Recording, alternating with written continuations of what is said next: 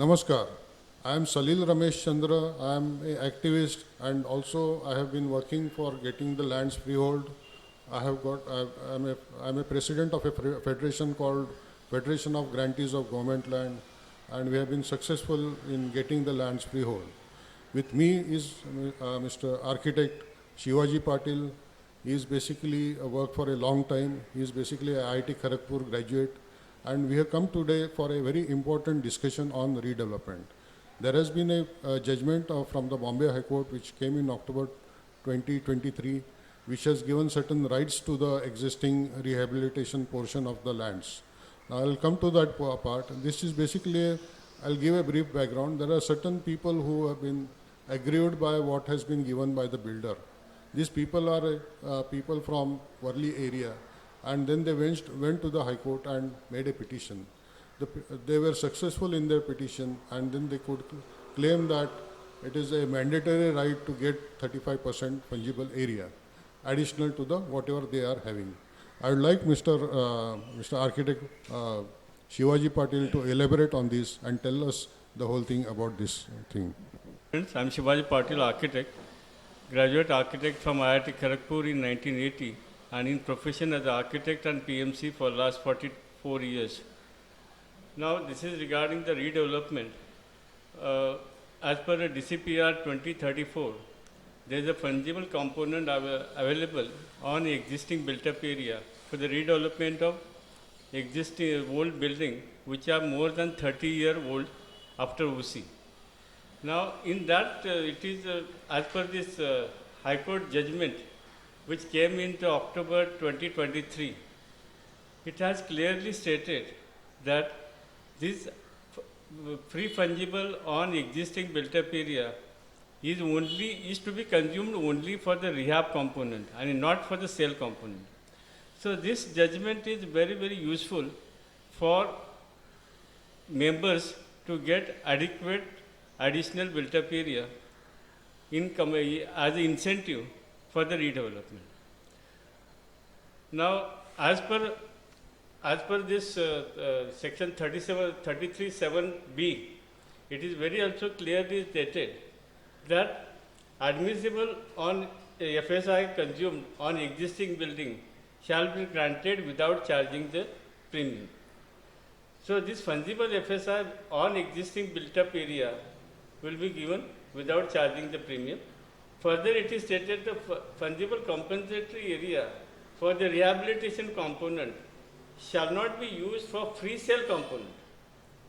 This is very important because generally what was happening, these builders and the architect were utilizing this fungible FSI for sale component and depriving the original members from getting additional area. So this has been already taken care of in the DCPR 2034 of Bombay Municipal Corporation. Secondly, it is also further stated that on existing built-up area, there is also 15% incentive FSI available for the building which are more than 30-year-old. So this 15% fungible, 15% incentive FSI is without charging the premium, and the 35%, 15% fungible FSI, 15% incentive FSI or 10 square meter per tenement, whichever is more, shall be permissible without charging the premium. Further, it is also stated that staircase, lift lobby area are counted in FSI in earlier development, then incentive additional FSI shall be also given on such area, and such area may be available free of FSI by charging the premium as per this regulation. Further, it also said regulation shall be applicable only when the existing members of the society are proposed to be accommodated. Then, as a clause number 4, the regulation will be applicable for redevelopment of existing authorized buildings which are 30 years of age or more. Further, on this fungible compensatory area available under regulation 31(3) on the existing authorized building built-up area shall be without charging the premium and over the incentive additional built-up area by charging the premium. So this overall, it is very clear that the DCPR 2034 has given enough guidelines to protect the interest of the existing members. Thank you, friends. Let me give an analysis of what Shivaji Patil has said. That first of all, under this 33(7)(b), 35% additional area free, FSI is free, and that has to be compulsorily given to the existing rehabilitation people, and this has been directed again by the Bombay High Court that it has to be given. In this case, what has happened is the developer was giving 300 square feet plus 51 square feet, and the residents were asking that they should get 300 plus 35% extra, which is 405 square feet extra. So when the High Court has said that as per the DCPR, the builder has to give 405 square foot compulsorily to the existing rehabilitation people. Now in this, they have also made the municipal corporation and the building planning engineers as party to it. So whenever the plan is now being passed, the building planning department has to ensure that every plan will have 35% additional area to be given to the rehabilitation component. If they are not giving it, they will be in contempt of court because the court has made it very clear. So this thing is from point of view, from the redevelopment point of view, from the existing society point of view, is a very important judgment, and it makes it very clear that this 35% has to be given to the existing residents. Now there is one more component which is not discussed in this, where it says that either 10 square meters or 15% of the built-up area has to be given to the existing tenements. Now this is also one thing that is also part of the DCPR, which the building planning has to ensure that it comes into the planning, and if they don't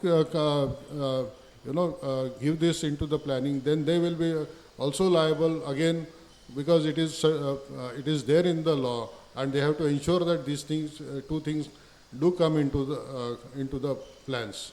So this is what I have to say. I would like Mr. Architect Shivaji Patil's review on this. This is regarding the free fungible and regarding the free incentive FSI of 15%. Regarding 35% free fungible on existing built-up area and 15% incentive FSI on existing built-up area. These both the components are only for existing members. And this should not be misconstrued that part of it can be used for the open market sale. I feel wherever there is a sufficient FSI is available with the road width and open space, then if the entire FSI is consumed, then I think there should not be any problem in giving this 35% free fungible plus 15% incentive FSI on existing built-up area. This is very clear, I feel, and I think the BMC authority also should take into consideration what is stated in the High Court order as well as the DCPR 2034. Thank you. I have a question for Architect Patil. That what happens, say, the feasibilities in every area are different. In the same area, some may be very good feasibility, may have very good feasibility. In the same area, the other projects will not have good feasibility. For example, the road length is there, that becomes one criteria. Then the height, because of they are in the funnel and all that, this becomes another criteria. Sometimes it is surrounded by slums, that becomes another problem. So supposing the plot is very small, say 800 square meters, 1000 square meters, and then the feasibility is less, and then the builders do not come in such areas. Our area itself, there are certain places I find that it is not feasible. sometimes the neighboring person has taken more, consumed, encroached on the area. Sometimes the government has taken the land from the. So in that case, the plot size is less and the residents are more. So what do we do in such a case? How can we then? Is there any way we can see that these also become profitable, viable? Having, say, my personal has been, suggestion to the government has been to reduce the premiums that are very high, because that affects many projects. And because, say, today government is charging 50% for the sale of FSI, and then the TDR rates also go up as the, and it is all linked to the RR. The RR rates go up, the project costing will go up, and then the feasibility of the project comes down, and that is where the problem comes. At one point of time, I have seen that the TDR rates were 300, 500 rupees. Today they are 6,000, 7,000 rupees, and the government has become a sleeping partner. And the burden of paying for this FSI and TDR comes on 33/7B, whereas projects like MADA or SRA and many other projects, they come out without any, very low either costing because of very high FSI or free FSI. So what is your take on this? See, the most important part in redevelopment starts with the appointment of a project management consultant who is competent enough to know about the development control rules, who is competent enough to know about the premium charge, he was competent enough to know about the planning part of it. And unless that person is competent, otherwise you will be taken for the ride. Secondly, what I would say, while appointing the PMC, you must see first his credential rather than how much fees he is charging. If some of the PMCs, they are charging very minimal amount, but they are not giving the proper services. They are quite incompetent, that is why they are giving at a very less price. But on an average, I feel the society and the managing committee should appropriately appoint a good and capable project management consultant. That is the beginning of the project. Secondly, the plot sizes. Generally, to consume 2.5 plus 35% fungible, that means around 3.375 FSI with the required parking and all. I feel the plot sizes should be around 2000 to 2500 square meter. At least more than 2000 square meters should be there, so that the entire FSI can be consumed. If the plot is abutting on the main roads on both sides, then in that case the open space deficiency comes very minimal, which sometimes this project management consultant fail to tell to managing committee about the same. Third part is, like while inviting the tender, every detail of areas along with the plan should be also included, and it should be a part of the tender document. Secondly, the major conditions in the tender document should not be violated. Like if the development is only for residential, then giving a backdoor entry for the commercial shopping on the ground floor is not advisable, and that will deprive the existing members from the benefit. Secondly, the shopping has a lot of more nuisance. So I would rather advise people, if you don't have existing shops in your society, don't go for the shopping on the ground floor. Because residential activity and the commercial activity, they are quite different, and it creates a lot of nuisance for the residential people staying in that premises. So I feel overall, if the proper precautions are taken while the tendering, while appointment of project management consultant, while appointment of builder, proper comparative statement should be made for both, for appointment of project management consultant as well as for the builder. So all these factors will definitely lead you to the better output for the benefit of the members. Thank you. So the important part is that we should have first the feasibility report, and in the feasibility report we will come to know what we can get and what we should not, we will not get. On that we come to know what is the profitability of the project. Based on that, then say we can make the demands. Many times small plot holders are at a disadvantage.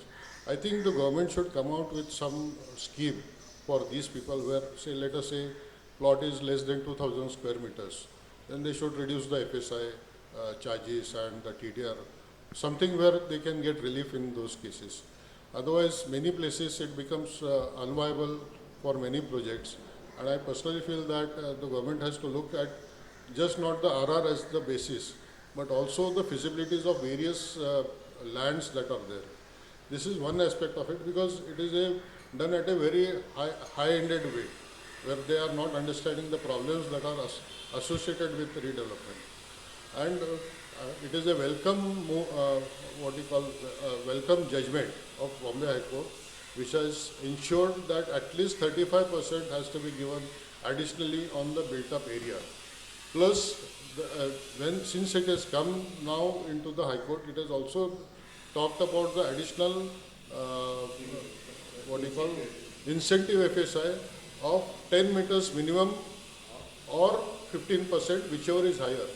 So if you see all this put together, the minimum area that on a built-up area will at least be 50% or even more, because sometimes the flat size is 500 square foot, then the 10 meters works out to even about 100 square foot extra, and then plus on that 35% will mean 75 square foot. So in that case it comes to almost more than 50%.